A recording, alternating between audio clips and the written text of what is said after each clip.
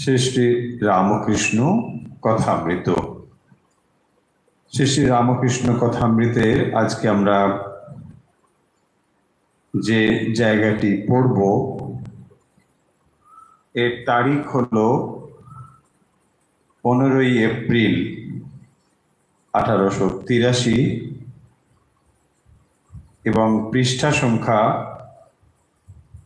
174, অখণ্ড সংস্করণ।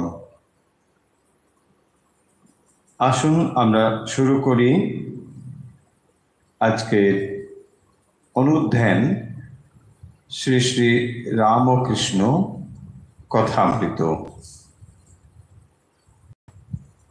ওম তব কথামৃতম তপ্ত জীবনম কবিভিরৃতম কল্মষাপহম শ্রবণ মঙ্গলম শ্রীমদাততম ভুবি গৃণন্তি ये ভুরিদা জনাঃ। শ্রী শ্রী রামকৃষ্ণ কথামৃত ভগবান শ্রীরামকৃষ্ণের মুখ নিঃসৃত অমৃতময় বাণী, যার সামান্য অংশই এই কথামৃতে ধরা রয়েছে। মাস্টারমশাই শ্রীম শ্রীরামকৃষ্ণের কাছে সব সময় যেতে পারতেন না। যখন তিনি সুযোগ পেতেন, অবসর পেতেন, তখন ঠাকুরের কাছে হাজির হতেন এবং তখন যে ধরনের কথাবার্তা হতো, মাস্টারমশাইয়ের যা অত্যন্ত ভালো লাগতো, সেই সমস্ত কথা তিনি একান্তে নিজের জন্য লিখে রাখতেন এবং পরবর্তী সময়ে সেই সাংকেতিক কথার ওপরে গভীর মনোনিবেশ করে শ্রী শ্রী রামকৃষ্ণ কথামৃত লিখিত হয়েছে। তাই রামকৃষ্ণ কথামৃত সাংকেতিক চিহ্নের ওপরে ধ্যানমগ্ন মনের এক নবীনতম সৃষ্টি। তাই যারা শ্রী শ্রী রামকৃষ্ণ কথামৃত পাঠ করেন, একদিকে যেমন শ্রীরামকৃষ্ণের কথার শাস্ত্রীয় ব্যাখ্যা, শাস্ত্রীয় উপদেশ পেতে পারেন, অন্যদিকে এক একটি দিন ধরে যদি এই কথামৃতের বিষয়ে আপনি চিন্তন করেন, তাহলে গভীরভাবে লীলা চিন্তনের সুযোগও পাবেন। কারণ প্রতিটি তারিখে যে যে কথা লেখা হয়েছে, তার পূর্বে মাস্টারমশাই সংক্ষিপ্ত অথচ সুচারু রূপে একটি সুন্দর বর্ণনা দিয়েছেন এবং যে বর্ণনায় আমরা মানস চক্ষে সেই সময় সেই স্থানে উপস্থিত হতে পারি, মন দিয়ে আমরা দেখে নিতে পারি তখন কারা কারা উপস্থিত ছিলেন এবং ঠাকুরের কথা শোনার পরে তাদের মনে কি ধরনের প্রতিক্রিয়া হচ্ছে, তাও মাস্টারমশাইয়ের দৃষ্টি এড়িয়ে যায়নি। মাস্টারমশাই সেগুলোকেও উল্লেখ করেছেন। ফলে যদি আমরা খুঁটিয়ে এই কথাগুলোকে পড়ি, তাহলেই দেখতে পাবেন যে এই নিখুঁতভাবে শব্দ দিয়ে কিভাবে ছবি আঁকা হয়েছে। মাস্টারমশাই যেন একটি ছবি এঁকেছেন, ভাষা দিয়ে যতদূর পারা যায় একটি চিত্র তিনি অঙ্কন করেছেন।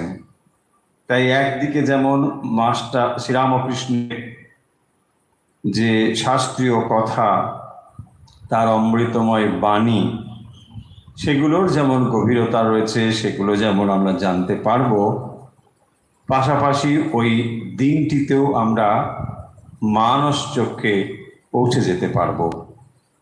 এই দুটো দিক থেকে কথামৃত আমাদেরকে গভীরভাবে সাহায্য করে। আজ আমরা যে অংশটি পড়ব বলে বললাম, এর তারিখ হলো 15 এপ্রিল 1883। শিরোনাম ভক্ত সঙ্গে শ্রীরামকৃষ্ণ। প্রথম পরিচ্ছেদ, তারপরে শিরোনাম লেখা হয়েছে শ্রী শ্রী অন্নপূর্ণা পূজা উপলক্ষে ভক্ত সঙ্গে সুরেন্দ্র ভবনে। এইটি হলো শিরোনাম, শ্রী শ্রী অন্নপূর্ণা পূজা উপলক্ষে ভক্ত সঙ্গে সুরেন্দ্র ভবনে। এই শিরোনামেই আজকের এই শ্রীরামকৃষ্ণ কথামৃতের যে বর্ণনা, যে কথা শ্রীরামকৃষ্ণের, এটি আজ আমরা অনুচিন্তন বা অনুধ্যান করব। এইভাবে প্রথমে বর্ণনা শুরু হচ্ছে। সুরেন্দ্রের বাড়ির উঠানে ঠাকুর শ্রীরামকৃষ্ণ সভা আলো করিয়া বসিয়া আছেন। অপরাহ্ন বেলা 6টা হইল। সুরেন্দ্রের বাড়ির উঠানে ঠাকুর শ্রীরামকৃষ্ণ সভা আলো করিয়া বসিয়া আছেন। অপরাহ্ন বেলা 6টা হইল। সন্দেহ বলতে পারি আমরা। শ্রীরামকৃষ্ণ উপস্থিত হয়েছেন সুরেন্দ্রের বাড়ির উঠানে এবং সভা আলো করে বসে আছেন। তার উঠানে একটি সভার আয়োজন হয়েছে, ঠাকুরের বসার জায়গা হয়েছে, সেখানে তিনি বসেছেন। উঠান হইতে পূর্বাশ্ব হইয়া ঠাকুর দালানে উঠিতে হয়। দালানের ভিতর সুন্দর ঠাকুর প্রতিমা। মার পাদপদ্মে জবা, বিল্ল, গলায় পুষ্পমালা। মাও ঠাকুর দালান আলো করিয়া বসিয়া আছেন। কি সুন্দর দুটি বর্ণনা। একদিকে দালানে ঠাকুর বসে রয়েছেন, আর সেই উঠান থেকে পূর্বাশ্ব হইয়া ঠাকুর দালানে উঠিতে হয়, মানে পূর্ব দিকে মুখ করে। এবং সেই দালানের ভেতরে সুন্দর ঠাকুর প্রতিমা এবং মায়ের গলায় কি মালা পরানো হয়েছে তাও মাস্টারমশাই উল্লেখ করেছেন। মার পাদপদ্মে জবা, বিল্ল, গলায় পুষ্পমালা। মাও ঠাকুর দালান আলো করিয়া বসিয়া আছেন। এই দুটি বর্ণনা, একদিকে শ্রীরামকৃষ্ণ এবং ঠাকুর প্রতিমার বর্ণনা করেছেন। তারপরে লিখছেন, আজ শ্রী শ্রী অন্নপূর্ণা পূজা,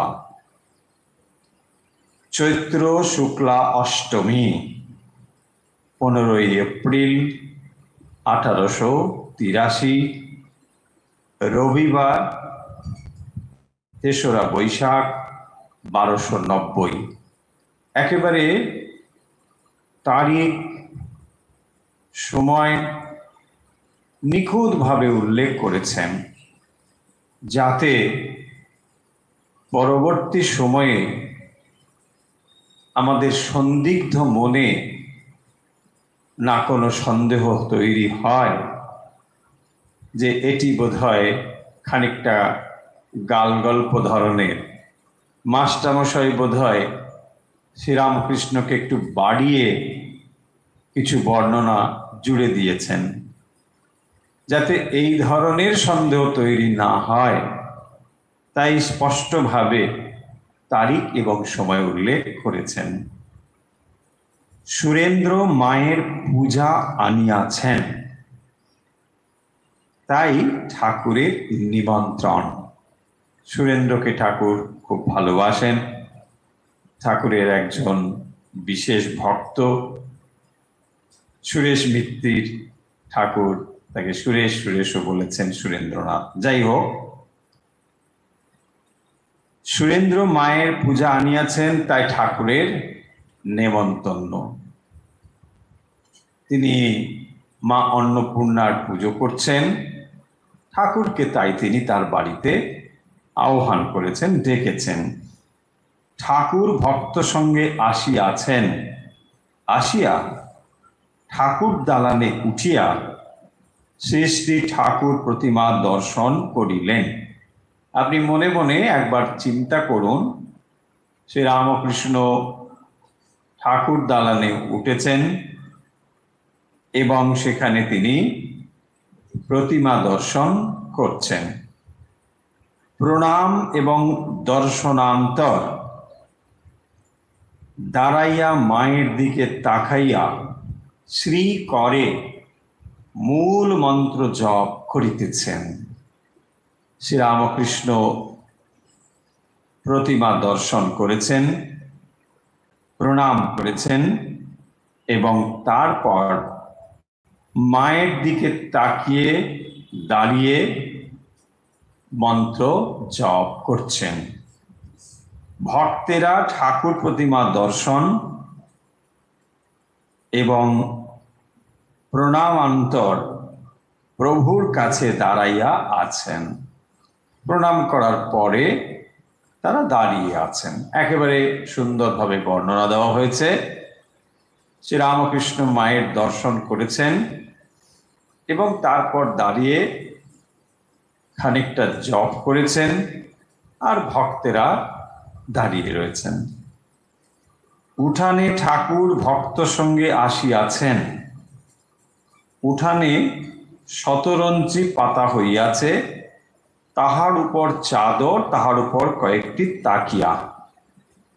খুব স্বাভাবিকভাবেই যখন তাকে অভ্যর্থনা করে আমন্ত্রণ জানানো হয়েছে, ঠাকুর উপস্থিত হয়েছেন এবং ঠাকুর দর্শন করেছেন, প্রতিমা দর্শন করেছেন। এরপরে তাকে বসতে দেওয়া হয়েছে, ঠাকুরকে বসতে দেওয়া হয়েছে। উঠানে ঠাকুর ভক্ত সঙ্গে আসিয়াছেন, শতরঞ্জি পাতা হইয়াছে, তার উপর চাদর, তার উপর কয়েকটি তাকিয়া। তখনকার দিনে এইভাবেই মানুষকে বসতে দেওয়া হতো বা অভ্যর্থনা করা হতো। এখন যেমন অনেকটা বেশি পাশ্চাত্যের প্রভাব আমাদের সংস্কৃতির সঙ্গে যুক্ত হয়েছে, ফলে আমরা এখন অধিক পরিমাণে টেবিল, চেয়ার ইত্যাদিতে অভ্যস্ত হয়েছি। তখন কিন্তু অতটা ছিল না। তার মানে এই নয় যে টেবিল চেয়ারের ব্যবহার ছিল না, ছিল, কিন্তু বিশিষ্ট কেউ মানুষ এলে তাদেরকে এইভাবেই বসতে দেওয়া হতো। বিশেষ করে যখন এই ধরনের সাধু সন্ন্যাসী মানুষ, তো তখন সেখানে একটা বসার ব্যবস্থা থাকবে এবং তাকিয়া থাকবে। এটা একটা তাকে সম্মান জানানোর জন্য এরকম ব্যবস্থা তখনকার দিনে ছিল, যে বিশেষ কেউ অতিথি হলে এভাবেই তাকে বসানো হবে।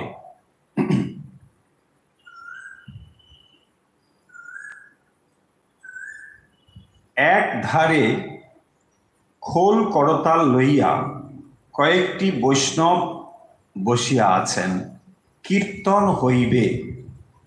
ঠাকুরকে ঘেরিয়া ভক্তরা সব বসিলেন। তাহলে আপনি মনে মনে ভাবুন যে ঠাকুরের বসার জায়গা নির্দিষ্ট করা হয়েছে,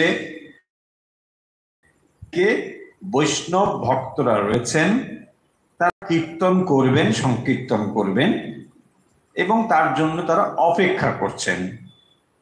ঠাকুরকে ঘিরে অন্যান্য ভক্তরাও রয়েছেন। ঠাকুর শ্রীরামকৃষ্ণকে একটি তাকিয়া লইয়া বসিতে বলা হইল। মানে শুধু বসাটা ঠিক সম্মানজনক নয়, একটা তাকিয়া থাকবে।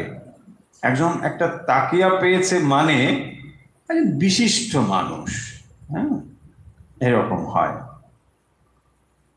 এখনকার দিনে হয় দেখবেন একটা বিশেষ কোথার জন্যে সে একটা সিংহাসন টিংহাসন টাইপের একটা নিয়ে গিয়ে বসিয়ে দেওয়া হয়।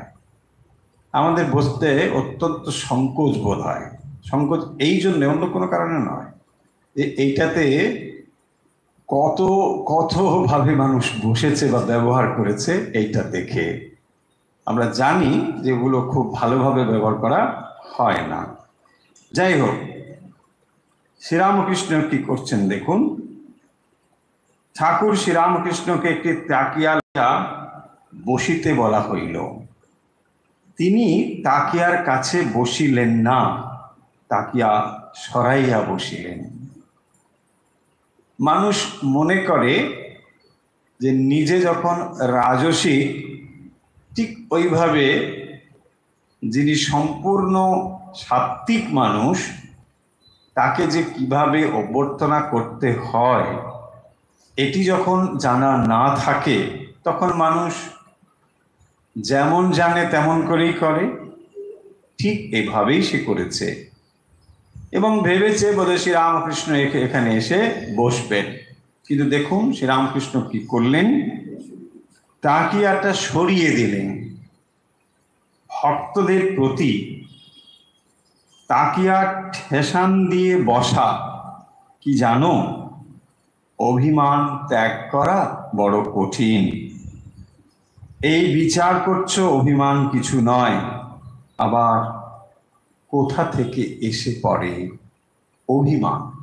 আমরা জানি শ্রীরামকৃষ্ণের কোনো অভিমানের প্রয়োজন ছিল না, তার কোনো অভিমান নেই, সম্পূর্ণ নিরভিমান শ্রীরামকৃষ্ণ। কিন্তু যখন তিনি মানব শরীর ধারণ করে এসেছেন, সম্পূর্ণ একটি মানুষের মতোই তাকে আচরণ করতে হবে। যদিও তিনি তার স্বরূপ ভুলে যাননি, তার স্বরূপ তিনি জানেন। পূর্ণত এই বিশ্ব ব্রহ্মাণ্ডের অধীশ্বর তিনি, এই ত্রিলোকের অধীশ্বর তিনি।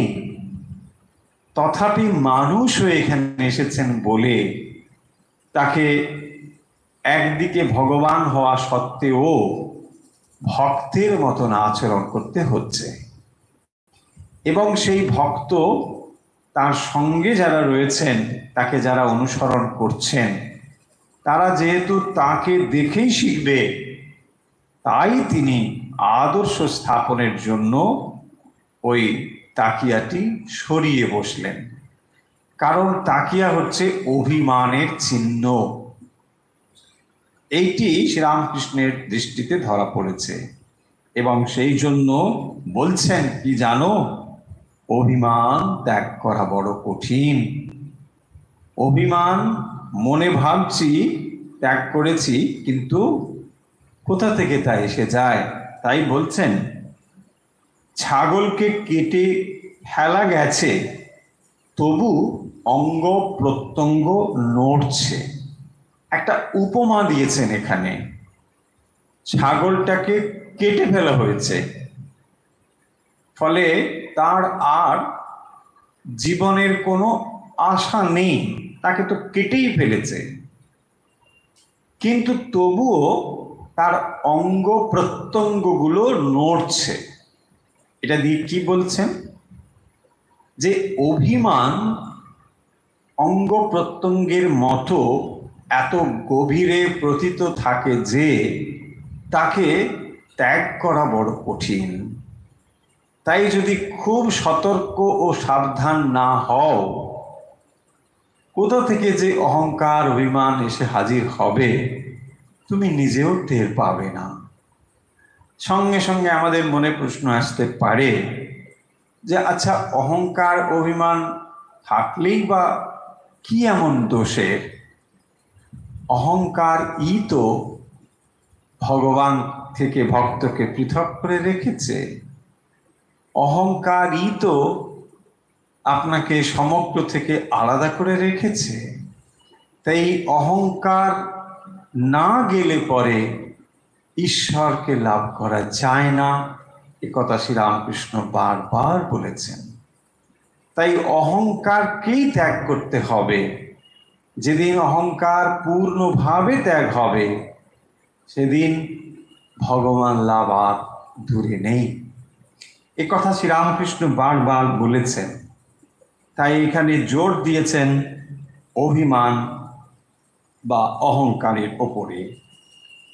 স্বপ্নে ভয় দেখেছ, ঘুম ভেঙে গেল, বেশ জেগে উঠলে তবু বুক দূর দূর করে। অভিমান ঠিক সেই রকম। তার মানে কি বলছেন? আরেকটি এক্সাম্পল দিয়ে বোঝাচ্ছেন।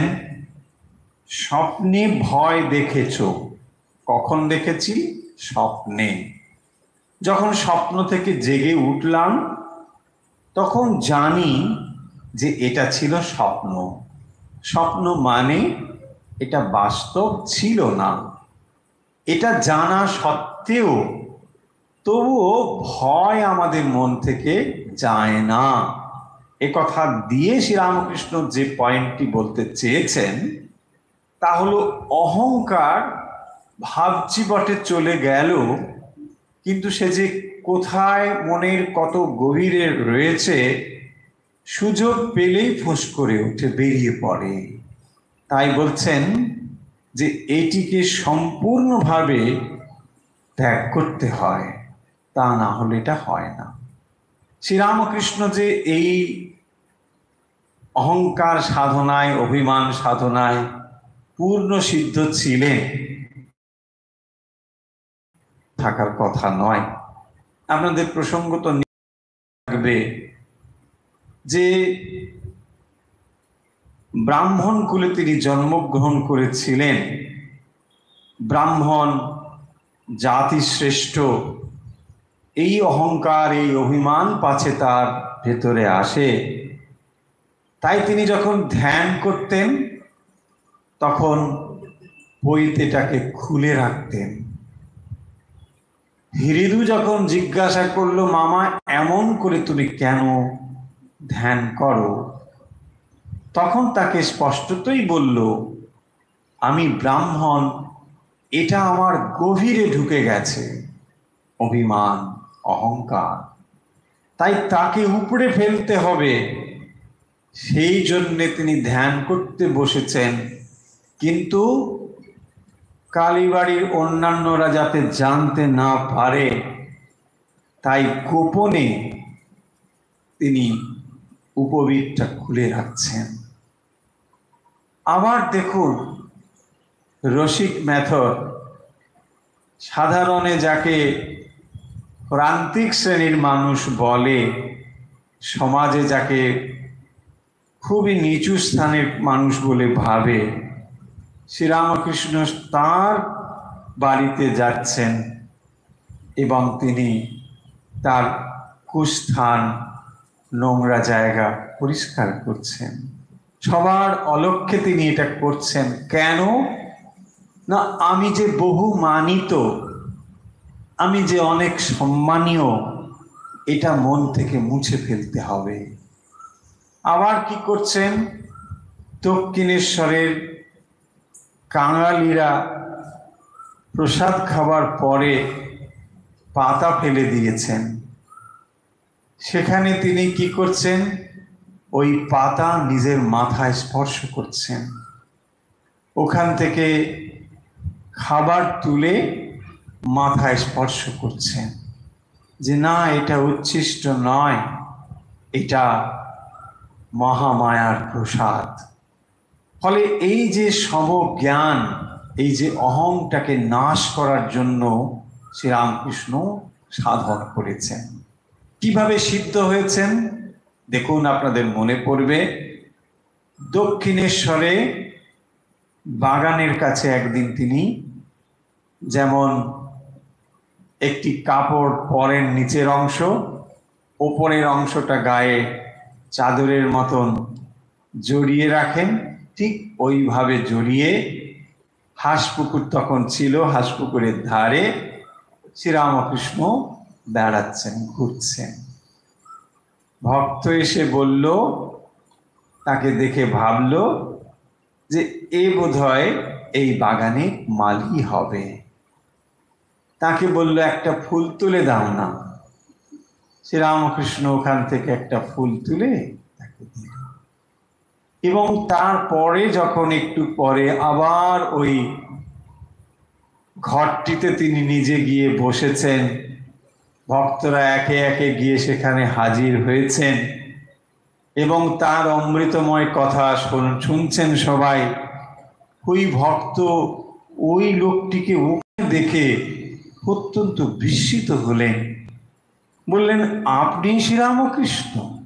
তখন কেন বললেন না যে আপনি মালি নন? বলছেন, তুমি বাপু ফুল চেয়েছো, আমি ফুল দিলাম, তুমি কি আমাকে জিজ্ঞাসা করেছো আমি কে? এই হচ্ছে শ্রীরামকৃষ্ণ। এছাড়া দেখুন, দক্ষিণেশ্বর থেকে যখন তাদের ব্যবস্থাপনার ভেতরে একটি গন্ডগোল হয়েছে এবং তার ফলে তারা স্থির করেছেন হৃদুকে সেখানে রাখবেন না, এইসব কথাটা যখন হচ্ছে, তখন শ্রীরামকৃষ্ণ নিজেই ভাবলেন যে তাহলে হৃদু তো তাঁরই ভাগ্নে, তো তাদেরকে যখন রাখবে না, তিনি ভাবলেন তাহলে আমাকেও বলছেন নিশ্চয়ই। তৎক্ষণাৎ তিনি ঘাড়ে একটা গামছা ফেলে বেরিয়ে পড়লেন, ফটকের দিকে হন হন করে চলেছেন। আরে আপনি কোথায় যাচ্ছেন? আপনাকে তো যেতে বলা হয়নি। না, ওই যে তোমরা বললে এখানে আর থাকা হবে না, আমি তাই চলে যাচ্ছি। না না না, আপনাকে বলা হয়নি। ও, আমাকে বলো? বেশ বেশ বেশ, তাহলে আমি করে যাই। দেখুন, এটা সহজ নয়, এটা অত্যন্ত কঠিন কাজ, অত্যন্ত কঠিন। আমরা যত সহজ করে ভাবলাম, পড়ে ফেললাম, বলে ফেললাম, অতটা সহজ, ভীষণ ভীষণ কঠিন। অহংকার এমন একটা জিনিস যে জীবকে অত সহজ হতে দেয় না।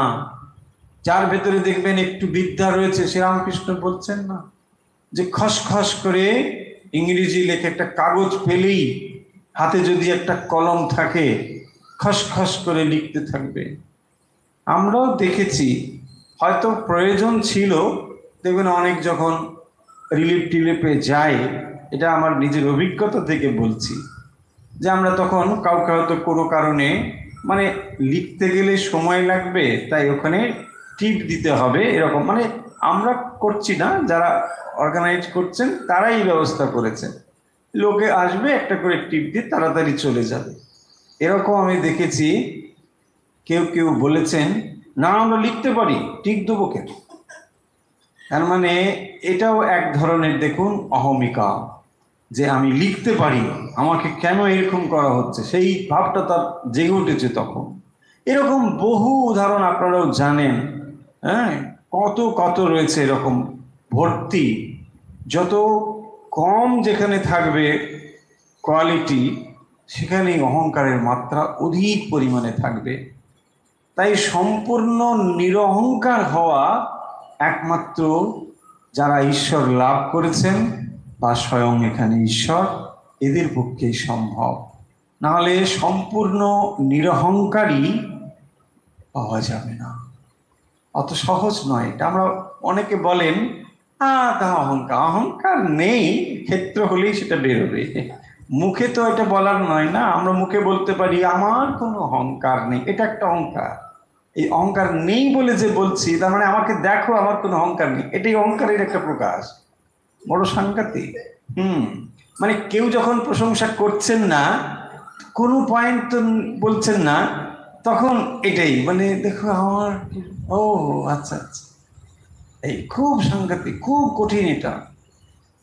সেই জন্য শ্রীরামকৃষ্ণ এখানে বলছেন, তাড়িয়ে দিলেও আবার কোথা থেকে এসে পড়ে, অমনি মুখ ভার করে বলে, আমায় খাতির করলে না। তাই অহংকার বড় সাংঘাতিক, বড় সাংঘাতিক অহংকার। এরকম অনেক আছে সাধু মহাপুরুষদের, মানে আমাদের মিশনে না, এরকম বাইরেও আছে অনেক, মানে সামান্যতম কিছু হলেই এমন ভাবে রিয়েক্ট করে, মানে যার সঙ্গে বা যার এগেনস্টে বলছেন, যার বিপরীতে যে আছে সেও তো মানুষ, এমন যেন সে মানে কুকুর বেড়ালের মতন ভাবটা এরকম।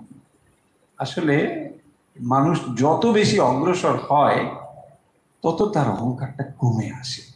সেই জন্য দেখবেন শিক্ষিত মানুষের চিহ্নই হলো যথার্থ শিক্ষিত, কিন্তু যথার্থ শিক্ষিত মানুষের চিহ্নই দেখবেন সে নিরহংকার হবে। যার অহংকারের মাত্রা যত কমেছে সেই মানুষটি হবে শিক্ষিত মানুষ। এটা আমি বহুবার দেখেছি, আপনারাও নিশ্চয়ই দেখবেন, এবং এটাই হচ্ছে এর প্যারামিটার। একজন যথার্থ শিক্ষিত মানুষ সব সময় দেখবেন নিরহংকার হবে, কারণ তিনি জানেন তিনি অনেকটা জানেন না। এটাই তিনি জানেন যে তার জানার ক্ষেত্র যা, না জানার ক্ষেত্রের যে অনেক বেশি, এটাই তিনি অনুভব করেন। আর যারা অল্প জানেন তারা মনে করেন যে তারা অনেক বেশি জানে, এই হলো তফাৎ। সেই জন্যে যারা অনেক বেশি জানেন তারা জানেন যে না জানার ক্ষেত্রটা আরো আরো বেশি। এটা অনেক বেশি না জানলে এটা বোঝা যায় না যে না জানি আরো কত আছে, আর না জানার ক্ষেত্রটা যে আরো কত বড়, এটা তখনই বোঝা যায়, এবং এই কারণের জন্য সে আরো বেশি নত হয়ে যায়। তাই দেখবেন যে মানুষ যত বেশি অগ্রসর হয়েছে, শিক্ষার দিক থেকে হোক বা যে কোনো দিক থেকে হোক, যিনি প্রকৃত অর্থে অগ্রসর হয়েছেন তিনি সব সময় বিনীত থাকবেন। বিনীত। অশিক্ষার দৃষ্টান্ত হচ্ছে দুর্বিনীত, যার মধ্যে দেখবে কোনো বিনীত ভাব নেই, এটা হচ্ছে অশিক্ষার লক্ষণ বা কুশিক্ষার লক্ষণ বা অর্ধশিক্ষার লক্ষণ। একই হয় দুর্বিনীত ভাব, দৃষ্টতা, এইগুলো। এই জন্য শ্রীরামকৃষ্ণ বলছেন এই কথাগুলো। এবং দেখুন তারপরে কেদার বলছেন, তৃণাদপি শুনিচেনা তরোরিব সহিষ্ণুনা। এটি চৈতন্য মহাপ্রভুর শিক্ষাষ্টকম বলে একটি স্তোত্র রয়েছে, সেখানে তিনি এই শিক্ষাটি দিয়েছেন। তৃণাদ আপি শুনিচেনা তরোরিব সহিষ্ণুনা। তৃণাদপি শুনিচেনা।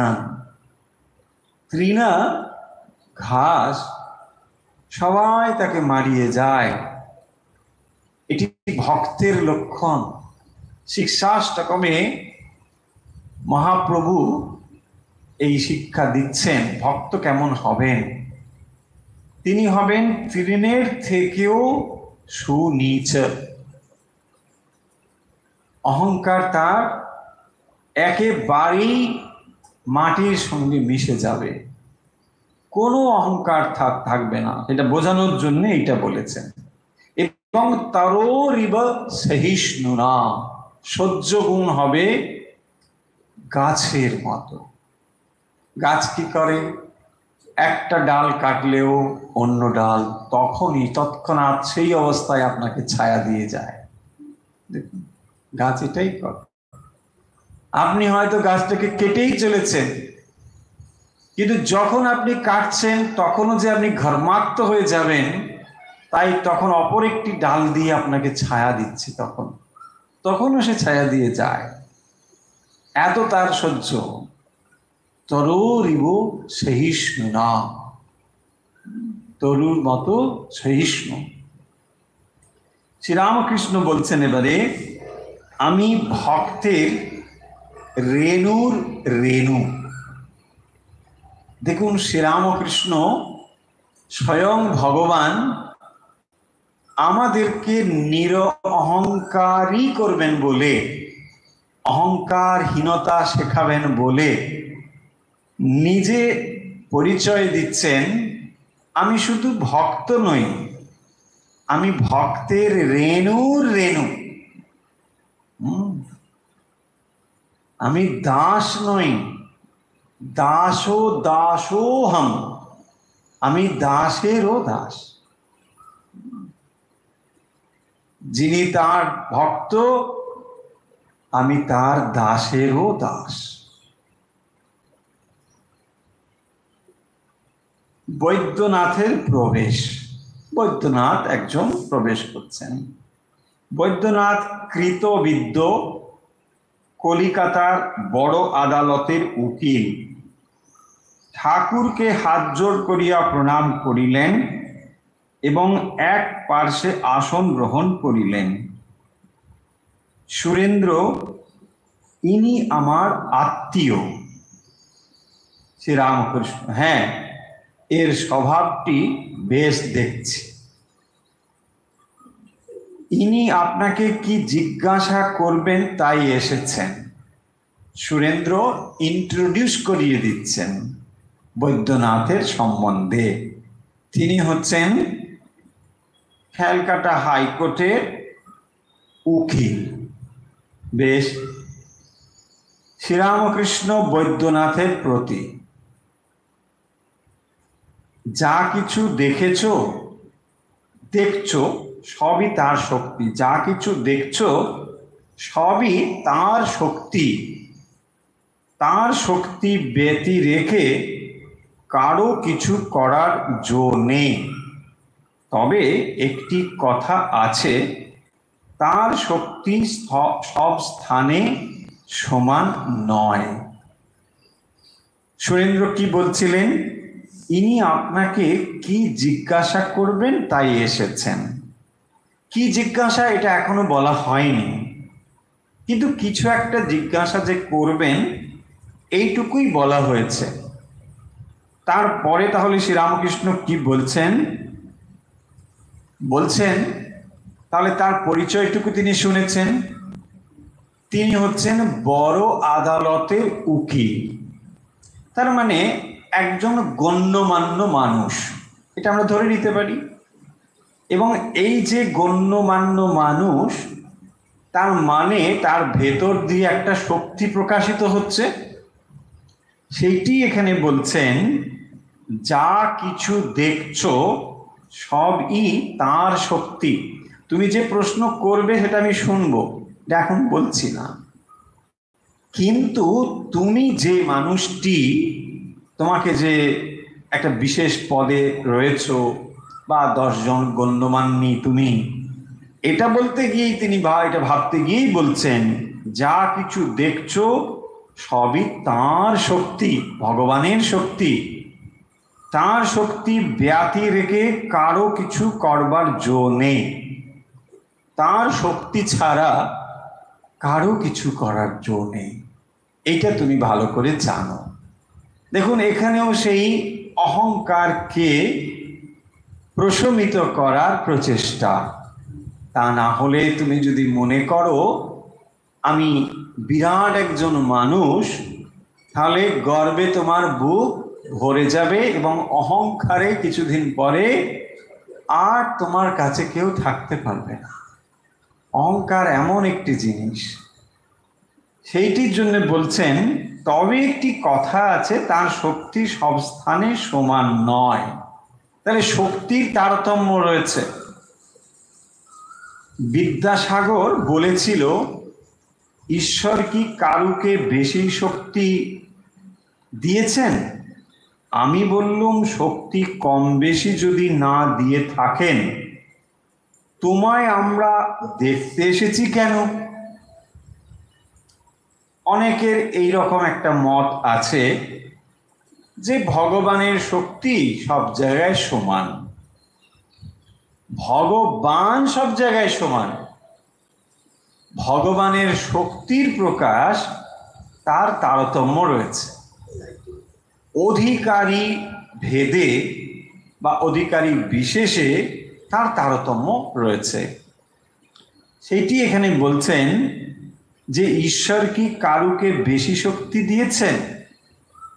শক্তি ঈশ্বর বেশি দেননি, কিন্তু যে তাকে যেমন প্রকাশ করতে পেরেছে, যেমন সূর্যের আলো সর্বত্রই প্রকাশিত হয়, কিন্তু সব জায়গায় তার রিফ্লেকশন সমান হয় না। পাথরে যেমন রিফ্লেকশন কম, কিন্তু দর্পণে বা আয়নায় তার রিফ্লেকশন বেশি। তাহলে এটা কিসের উপর নির্ভর করে? নির্ভর রশ্মির ওপর করে না, যার ওপরে পড়ে তার ওপর নির্ভর করে। ঠিক সেই রকম ভাবেই একজন মানুষ সে যেমন যেমন ভাবে ঈশ্বর নির্ভর হয়, তার গুণগুলোকে সে যেমন ভাবে ব্যবহার করতে পারে, সেই অনুযায়ী তার প্রকাশ হয়। এটাই এখানে বলেছেন। আমি বললাম, শক্তি কম বেশি যদি না দিয়ে থাকেন, তোমায় আমরা দেখতে এসেছি কেন? তোমার কি দুটো শিং বেরিয়েছে? তো তোমার তো নিশ্চয়ই দুটো শিং বেরোয়নি, তাহলে তোমার মধ্যে তারতম্য কি? বিদ্যাসাগরকে আমরা কেন বিশিষ্ট মানুষ বলছি? বলছি এই জন্য না, তার ভেতর দিয়ে শক্তি অধিক পরিমাণে প্রকাশিত হচ্ছে, এইটি। তবে দাঁড়ালো যে ঈশ্বর বিভু রূপে সর্বভূতে আছেন কেবল শক্তি বিশেষ। তাহলে হলো তিনি বিভু রূপে আছেন, এটা হলো কনক্লুশন। এই পর্যন্ত যে কথাগুলো হলো, মানে শ্রীরামকৃষ্ণ ওই বৈদ্যনাথের প্রতি যে কথা বলছিলেন, তার সিদ্ধান্ত বাক্য হলো এইটি: ঈশ্বর সর্বভূতে আছেন, সব জায়গায় তিনি আছেন, কিন্তু তফাৎ হলো শক্তি বিশেষ, এইটা। আচ্ছা মহাশয়, একটি সন্দেহ আমার আছে। এইবারে বৈদ্যনাথ মুখ খুলেছেন, বলছেন একটি সন্দেহ আমার আছে। কি সন্দেহ? এই বলে যে ফ্রি উইল অর্থাৎ স্বাধীন ইচ্ছা মনে করলে ভালো কাজও করতে পারি, মন্দ কাজও করতে পারি। এটা কি সত্যি? সত্য সত্যই কি আমরা স্বাধীন?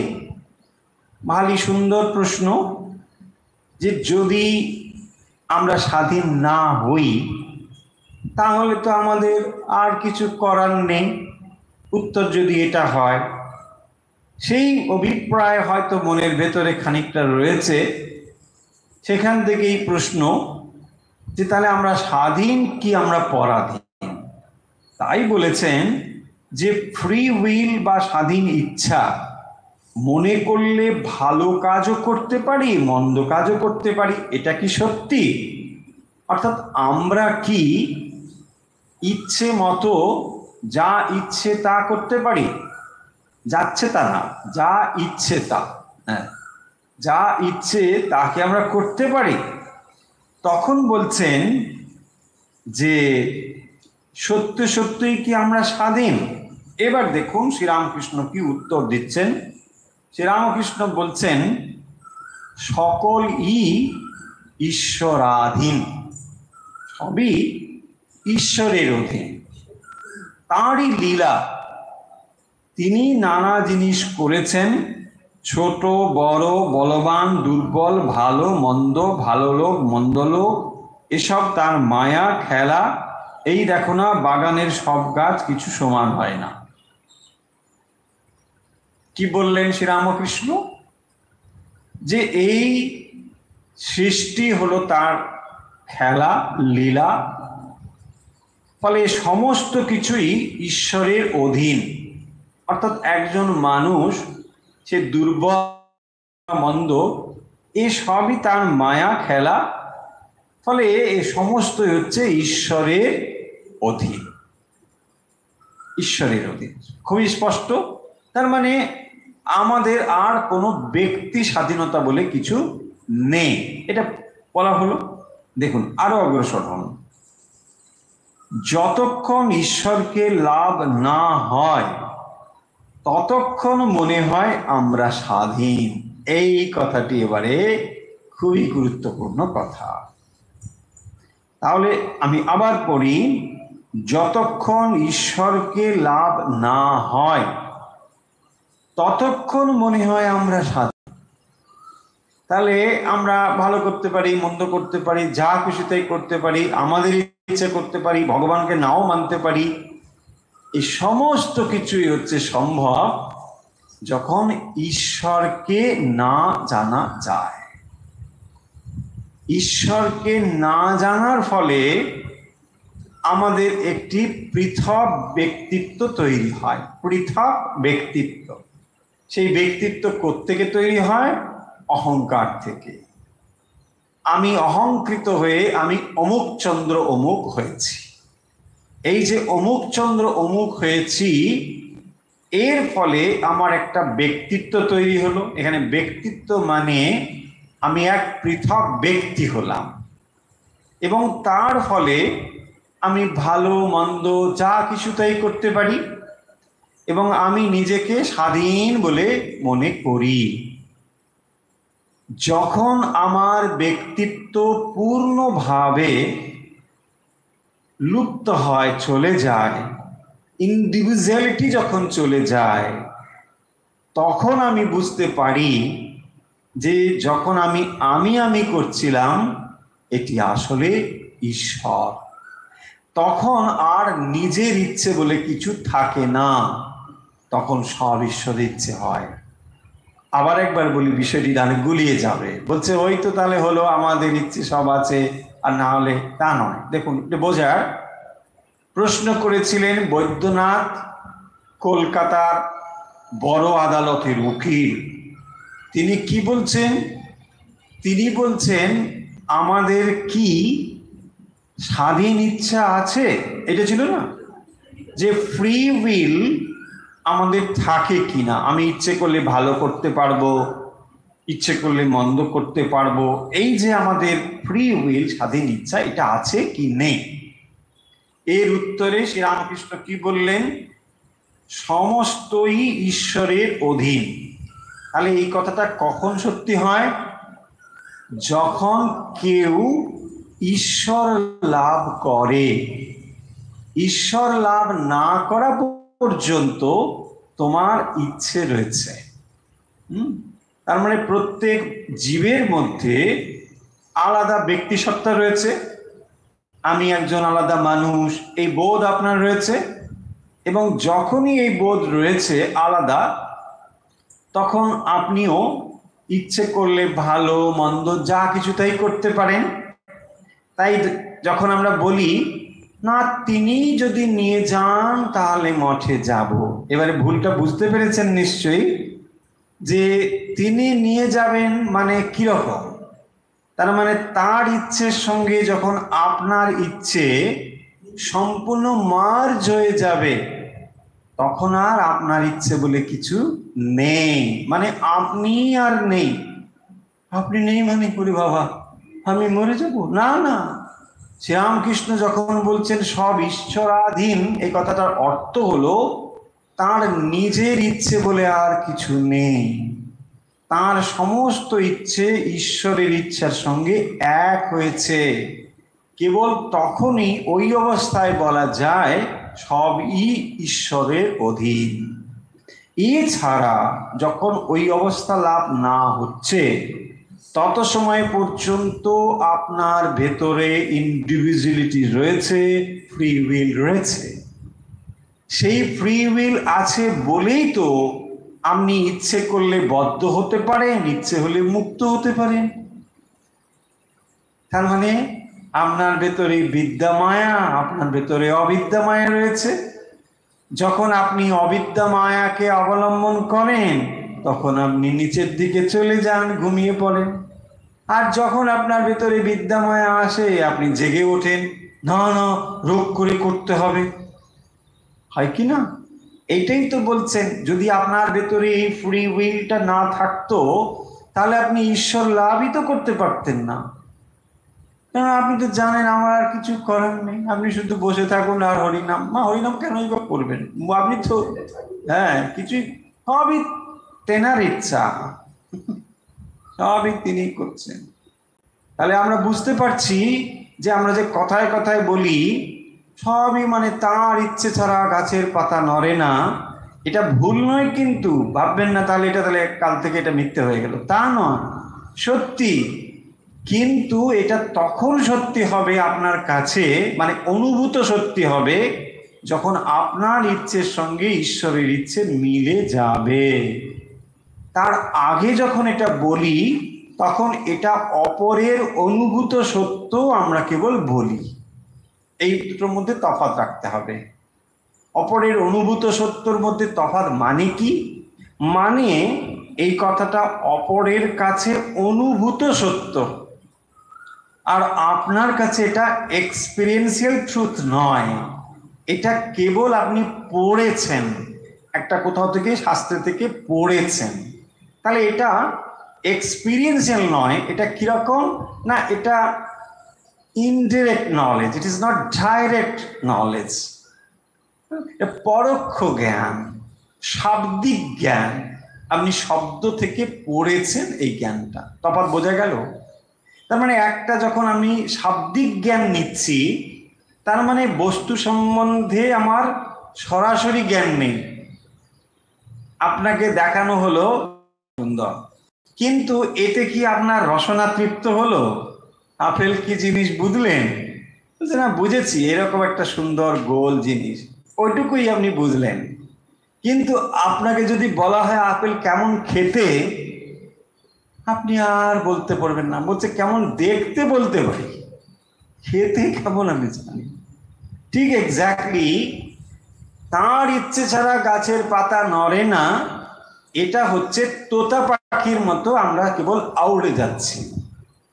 ভুল নয় কিন্তু, ভাববে না তাহলে তো ভুল, না ভুল নয়, সত্যই, কিন্তু আপনার কাছে এটা শোনা কথা।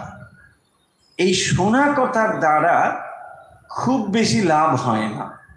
তোতা পাখির মতো কি করে শ্রীরামকৃষ্ণ বলছেন না, পাখি রাম রাম হরি হরি কত কিছু বলে, ভালো ছোলা টোলা খায়, তখন নানা রকম কথা বলে, মানে অপরকে খুশি করার জন্য নানা কিছু বলে। কিন্তু যখন বিড়াল ছেলে থেকে খপ করে ধরে, মানে যখন পরীক্ষা দেওয়ার সময় হয়, জীবন যুদ্ধের পরীক্ষা, তখন কি হয়, ট্যাঁ ট্যাঁ, মানে আগেকার যে মন্ত্র সেটা বেরিয়ে আসে হচ্ছে। এইটি বলতে গিয়ে কি বলা হয়েছে, তার মানে যখনই ওই নলেজটা এক্সপিরিয়েন্সিয়াল নলেজ না হবে, এটার কোনো ভ্যালু নেই। এই কথাটি শ্রীরামকৃষ্ণ এখানে বলতে গিয়ে বলছেন যে যতক্ষণ ঈশ্বরকে লাভ না হয় ততক্ষণ মনে হয় আমরা স্বাধীন। তাহলে পূর্ণ ভাবে ঈশ্বরকে লাভ করলে তখনই সে বুঝতে পারে যে তার ইচ্ছে বলে আর কিছু নেই, সবই ঈশ্বরের ইচ্ছে। তখন এ ভ্রম তিনি রেখে দেন, তা না হলে পাপের বৃদ্ধি হতো। তাহলে স্বাধীন ইচ্ছে এটা হচ্ছে ততক্ষণ মনে হয় যতক্ষণ ঈশ্বর লাভ না হয়। তার ফলে কি হয়, পাপকে ভয় হয়, তাই না? যখন মানুষ ভাবে যে না, আরে বাবা আমার ইন্ডিভিজুয়ালিটি রয়েছে, ফলে ভালো করলে আমার, মন্দ করলে আমার হবে, তাই না, আলাদা। ফলে তখন মানুষ চেষ্টা করবে খারাপটা না করে ভালো করতে, কারণ মন্দে মন্দ, শুভে শুভ। এই যে ইন্ডিভিজুয়ালিটি রয়েছে, পৃথকত্ব বোধটা রয়েছে, এই জন্য শ্রীরামকৃষ্ণ বলছেন পাপের শাস্তি হতো না যদি তার মধ্যে এই পৃথক না থাকতো, তাই না? সেই জন্য এটা, যিনি ঈশ্বর লাভ করেছেন তার ভাব কি জানো? এবারে বলছেন যে কি করে যিনি ঈশ্বর লাভ করেছেন তার আর নিজের ইচ্ছে বলে কেন থাকে না, ঈশ্বরের ইচ্ছের সঙ্গে সব কেন এক হয়ে যায়? এই জন্য হয়ে যায় যে তার ভাব আমি যন্ত্র তুমি যন্ত্রী। এটা ভক্ত অভ্যাস করবার চেষ্টা করে, আর এটা যখন পূর্ণ হয়ে যায় তখন সে ঈশ্বর লাভ করে।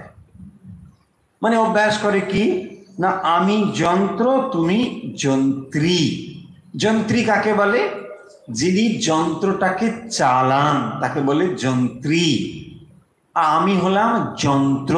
তাহলে এই যে আমি এইটাকে যিনি চালান, এটা ভক্ত অভ্যাস করতে থাকেন যে সব সময় সে কি করে না, শরণাগত হতে চায়।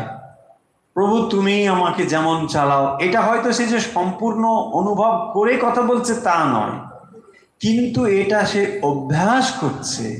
সে নিজেকে স্যারেন্ডার করতে চাইছে কার কাছে? ঈশ্বরের কাছে।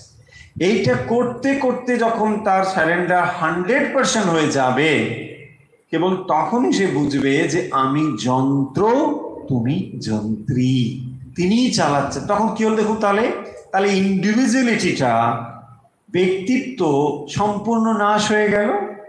যন্ত্রের ভেতরে কি কোনো ব্যক্তিত্ব থাকে? থাকে না। দেখুন, যন্ত্রের ভেতরে যদি ব্যক্তিত্ব থাকে তাহলে সে যথার্থ যন্ত্র হতে পারবে না, তাই না? দেখবেন স্বামীজি শ্রীরামকৃষ্ণের হাতের যন্ত্র হয়ে উঠতে পেরেছিলেন কি করে না, নিজের ব্যক্তিত্বকে তার পায়ে সমর্পণ করেছিলেন। তার পায়ে মানে যেখানে সেখানে সমর্পণ নয়, স্বয়ং ভগবানের কাছে সমর্পণ করেছেন। কি সমর্পণ করছেন না, নিজের ব্যক্তি সত্তাকে শ্রীরামকৃষ্ণের কাছে সমর্পণ করছেন, দিয়ে তার যন্ত্র স্বরূপ হচ্ছেন। তার ফলে তার ইচ্ছে তার ভেতর দিয়ে প্রকাশিত হচ্ছে। যন্ত্র যখন এটাই হয় তখন দেখবেন যন্ত্রী ঠিক ভাবে এটাকে প্রকাশ করতে পারে। এটাই স্বাভাবিক। ধরুন আপনি হারমোনিয়াম বাজাচ্ছেন, সা টিপেছেন কিন্তু বাজছে মায়ের মতো, কি হবে? বা একটা অন্য কোনো সাউন্ড বেরিয়ে আসছে, তো তখন কি হবে? যন্ত্রে যে শব্দটি আপনি চান, যন্ত্রী যদি সেই শব্দটি না পায়, সেটা কি যথার্থ যন্ত্র হবে? তার মানে এখনো তার অহংবোধ আছে বলেই কোনো শব্দ করে। আপনি চাইছেন সেটা সম্পূর্ণভাবে সা বাজুক বা মা বাজুক, কিন্তু সেটা কো করে শব্দ হয় না অনেক সময়। বিশেষ করে মাইকগুলো হয়, যখন দেখবেন আপনার কথা ওর পছন্দ হচ্ছে না, কিছুই না করে কো করে একটা আওয়াজ হয়। আমি মাঝে মাঝে দেখেছি এটা করে, আমি বুঝতে পারি ওর পছন্দ হচ্ছে না, ও তখন দেখবেন কো করে একটা শব্দ করে। এই হচ্ছে মানে যন্ত্র আর যন্ত্রীর ব্যাপার। যখন যন্ত্রী সম্পূর্ণভাবে তার নিজের কথা বলতে চায় বা নিজের কাজ ঠিক করতে চায়, তখন যন্ত্র সম্পূর্ণভাবে শরণাগত হবে। আপনারা শ্রীমদ্ ভগবত গীতা দেখুন, সম্পূর্ণ গীতাটি যখন আপনি পড়ে একেবারে শেষের দিকে এলেন, তখন অর্জুন সম্পূর্ণ শরণাগত হয়েছেন। আর অর্জুন শরণাগত হয়েছেন বলেই ভগবানের যে পূর্ণ ইচ্ছে, যে ধর্মক্ষেত্রে কুরুক্ষেত্রে এটাই সম্ভব হলো। কারণ তিনি তো চেয়েছিলেন বরাবরই যে অর্জুনকে দিয়ে ধর্মটি স্থাপিত হবে, কিন্তু অর্জুন মাঝখান থেকে ওই কো শব্দ শুরু করলেন বা ও শব্দ করছেন।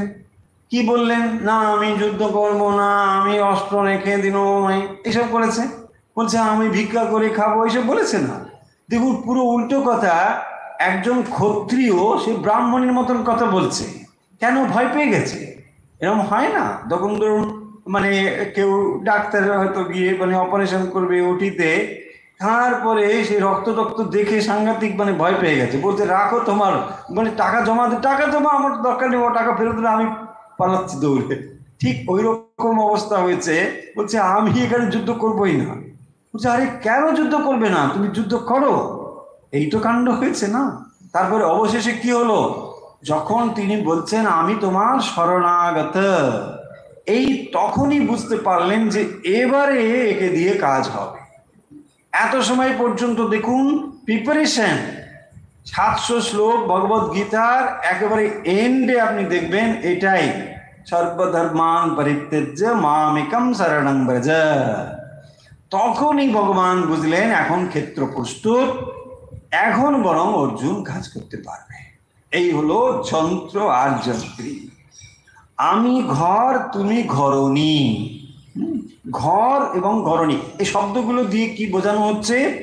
বোঝানো হচ্ছে যে একজন যখন তার অহংকারটা পূর্ণভাবে চলে যায়, তখনই সে ওই যন্ত্র যেমন যন্ত্রী যেমন যন্ত্রকে চালায়, ঘর যেমন ঘরণীর দ্বারা, ঠিক এই শব্দগুলোর দ্বারা এটা। আমি রথ, তুমি রথী। রথ যদি নিজের মতো চলতে শুরু করে রথী, তাহলে কি হবে? হ্যাঁ, যিনি রোহী মানে রথে যিনি আরোহণ করেছেন, তো তিনি তো তার ইচ্ছে মতো রথটাকে নিয়ে যাবেন। রথ যদি নিজের মতন চলতে থাকে সম্ভব না। এটাই বলেছেন, যেমন বলাও তেমনি বলি। তাহলে এটা কখন হবে না? যখন পূর্ণভাবে অহংকার চলে যাবে। দেখুন, শ্রীরামকৃষ্ণ গিয়েছিলেন কোথায়? অন্নপূর্ণা পুজোতে। তো সেই অন্নপূর্ণা পুজোর মায়ের পুজো দেখেছেন। এখানেও এই অন্নপূর্ণা পুজোর ভেতরেও একটি অহংকারের বার্তা আছে। সেটা একটু ছোট্ট করে বলে আজকের কথাটি শেষ করতে হবে। কিরকম?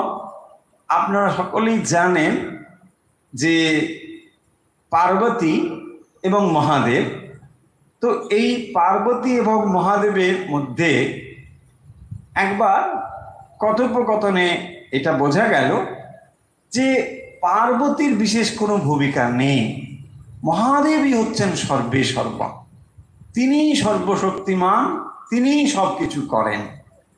কারণ মানে অন্যান্য শাস্ত্রেও এরকম বলা হয়েছে বা উপনিষদেও অনেক এরকম মন্ত্র রয়েছে যেখানে ব্রহ্মকেই সব বলা হয়েছে, আর মায়া, জড়া, প্রকৃতি এসব বলা হয়েছে।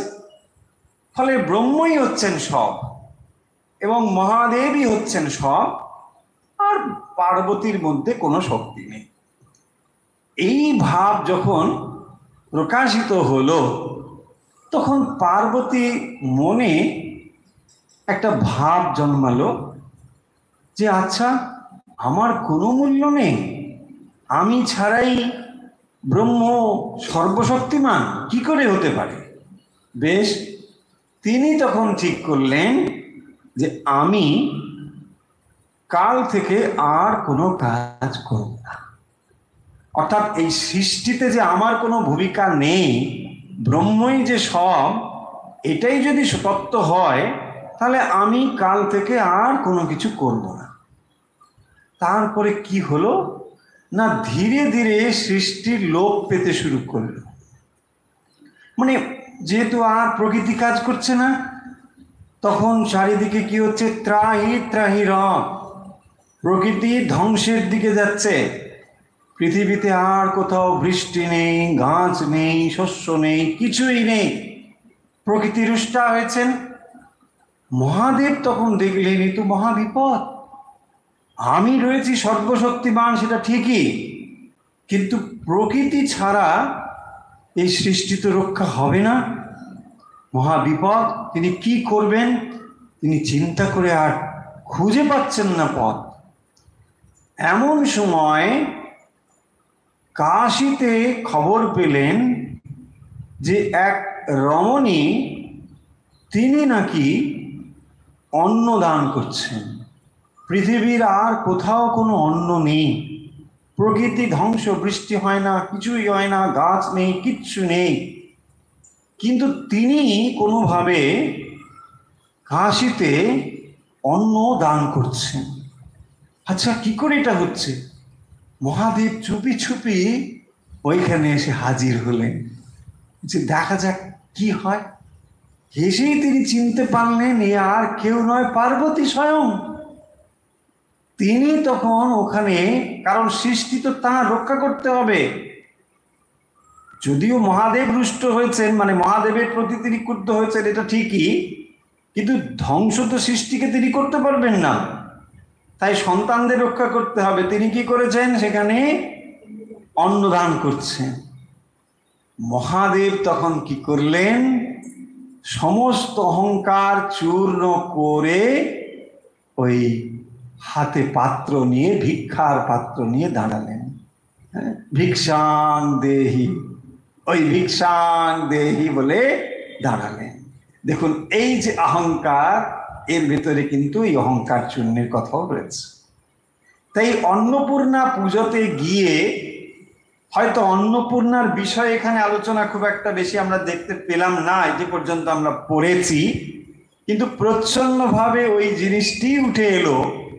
শ্রীরামকৃষ্ণ সেই তাকিয়া থেকেই শুরু হলো। তাকিয়াটা সরিয়ে বসলেন এবং এটা যে অহংকারের চিহ্ন, এটা তিনি বললেন, এবং তার থেকেই পরপর সব কথা বেরোলো। তিনি বললেন যে এই অহংকারকে ত্যাগ না করতে পারলে ভগবান লাভ করা যায় না। পূর্ণ অহংকার যখন ত্যাগ হবে, ঈশ্বর লাভ তখন আর দূরে নেই। অহংকারই হচ্ছে ঈশ্বর থেকে জীবকে পৃথক করে রেখেছে। শ্রীরামকৃষ্ণ অন্যত্র উপমা দিয়ে বলছেন যে জলের মধ্যে যদি একটি লাঠিকে ফেলে দেওয়া হয়, সে লাঠি যেমন জলকে দ্বিখণ্ডিত করে, দ্বিবিভক্ত করে, কিন্তু বাস্তবিক কোনো তফাৎ নেই। লাঠিটাকে সরিয়ে দিলেই দুদিকের জল যেমন একই রকম দেখায়, জীবের মধ্যে ঈশ্বর চৈতন্যের কোনো তফাৎ নেই। সেই ঈশ্বরই আপনার হৃদয়ে প্রকাশিত রয়েছেন, কিন্তু জীবের অহংকার বশত ওই লাঠিটি রয়েছে বলে আমরা সেদিকে দৃষ্টিপাত করছি না। এই অহং লাঠিটিকে না তুলতে পারলে কখনোই ভগবান লাভ করা সম্ভব নয়। তাই শ্রীরামকৃষ্ণ এখানে বলেছেন, এবং তারপরে যে প্রসঙ্গটি এসেছে সেটি হলো স্বাধীন ইচ্ছে। স্বাধীন ইচ্ছে ভগবানই রেখেছেন জীবের মধ্যে, এবং এই স্বাধীন ইচ্ছেকে যখন কেউ পূর্ণভাবে ঈশ্বর লাভের দিকে ব্যবহার করতে পারে বা করে, তখন তার ইচ্ছে পূর্ণভাবে ঈশ্বরের ইচ্ছের সঙ্গে সংযুক্ত হয়ে সে অনুভব করতে পারে যে একমাত্র ঈশ্বরই রয়েছেন।